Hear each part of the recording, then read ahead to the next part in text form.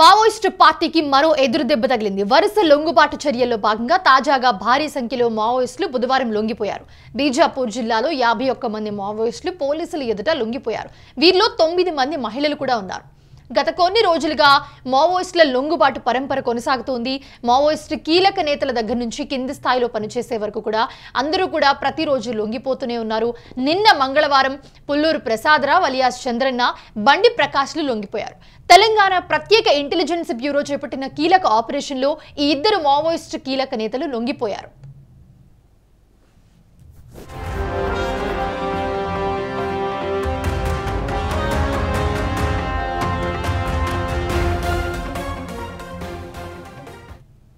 ఆ పార్టీ అగ్రనేత Mallojula Venugopala Rao alias Abhay, Thakkallapalli Vasudevarao alias ఆసన్నలు కొన్ని రోజుల క్రితం లొంగిపోయారు.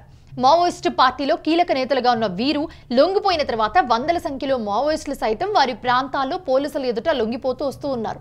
కేంద్ర బలగాలు చేపట్టిన ఆపరేషన్ కాగారు సక్సెస్ కావడంతో మావోయిస్టులు తమ ఆయుధాలను వీడి జనజీవన స్రవంతిలోకి వచ్చేస్తూ ఉన్నారంతా కూడా.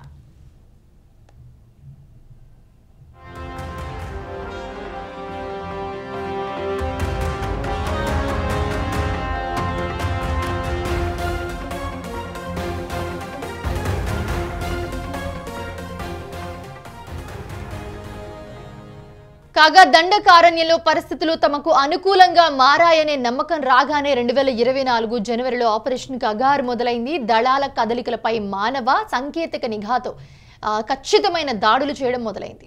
అప్పటి నుంచి ప్రతి ఎన్కౌంటర్ మావోయిస్టులకు భారీ నష్టం చేస్తూ వచ్చింది. చివరికి ఆ పార్టీలో ఒక వర్గం సాయుధ పోరాటానికి సెలవు ప్రకటించి లొంగుబాటుకు సిద్ధం కావాల్సి వచ్చింది.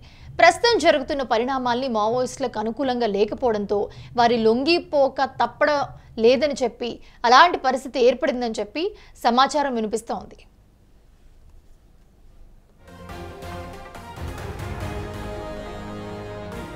మావోయిస్టు పార్టీకి మరో ఎదురు దెబ్బ తగిలింది. బీజాపూర్ జిల్లాలో 51 మంది మావోయిస్టులు లొంగిపోయారు. పోలీసుల ఎదుట వీళ్ళంతా కూడా లొంగిపోయారు. వీరిలో 9 మంది మహిళా మావోయిస్టులు ఉన్నారు.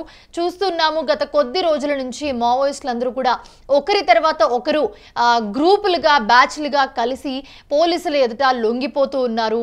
సో ఆ లొంగుబాటుకి సంబంధించిన విజువల్స్ కూడా మనం చూస్తూ ఉన్నాం.